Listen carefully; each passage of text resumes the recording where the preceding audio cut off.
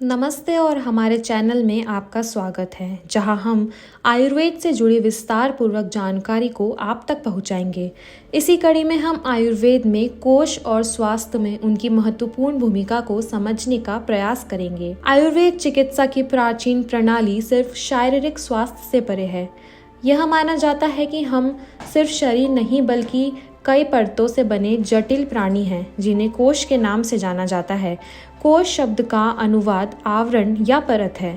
5 आवरण या परतें जो मानव अनुभव को समाहित करती है, हमारे अस्तित्व के विभिन्न आयामों को समझने के लिए एक रूपरेखा प्रदान करती है।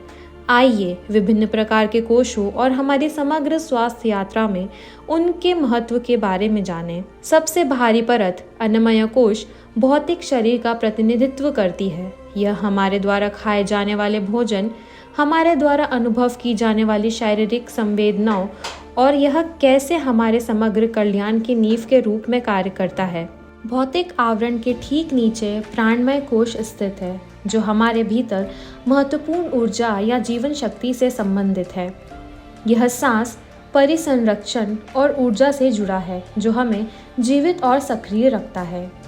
मनोमय कोश विचारों और भावनाओं की परत है। इसमें हमारी मानसिक और भावनात्मक भलाई शामिल है। यही कोश के माध्यम से हम खुशी, दुख और अपनी सभी भावनात्मक स्थितियों का अनुभव करते हैं।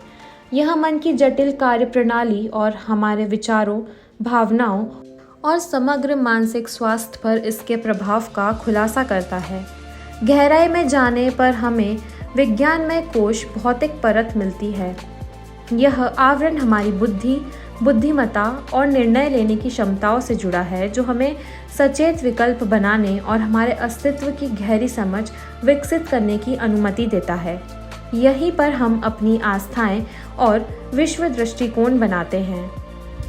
सबसे भीतरी परत आनंदमय कोश हमारे सबसे गहरे, सबसे आनंदमयस्व का प्रतिनिधित्व करती है। यह हमारे आध्यात्मिक संबंध, शुद्ध आनंद और आंतरिक शांति की भावना से जुड़ा है। आयुर्वेद में कोशों को समझना महत्वपूर्ण है, क्योंकि वे हमारी भलाई के बारे में समग्र दृष्टिकोण प्रदान करते हैं। इनमें से प्रत्येक परत को पहचान कर और उनका पोषण करके हम विभिन्न स्तरों पर असंतुलन को संबोधित कर सकते हैं। यह ध्यान रखना महत्वपूर्ण है कि ये परतें आपस में जुड़ी हुई हैं। किसी एक के असंतुलन दूसरे को प्रभावित कर सकता है। उदाहरण के लिए, मनोमय कोश में तनाव प्राणमय कोश और उसके बाद अन्नमय कोश में गड़बड़ी पैदा कर सकता है। अलग अलग आवरणों के विचार के विपरीत, जो अपने नाम को धारण करते हैं, कोश ना तो अलग अलग है और ना ही एक दूसरे से बड़े करीने से विभाजित है।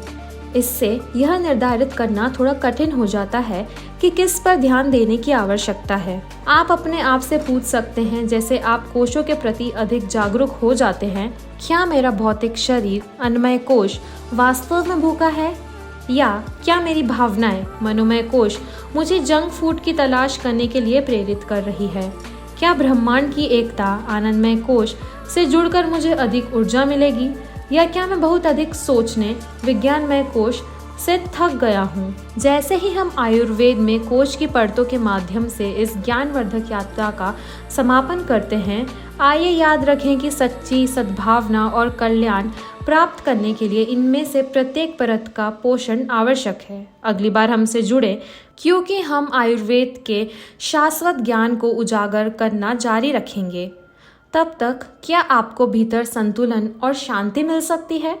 आयुर्वेद और समग्र कल्याण पर अधिक जानकारी पूर्वक सामग्री के लिए हमारे चैनल को लाइक, शेयर और सब्सक्राइब करना ना भूलें। इसी के साथ बेल आइकन भी दबाएं, जिससे आपको आने वाले आयुर्वेद से जुड़े वीडियो की जानकारी लगातार मिल सके। धन्यवाद।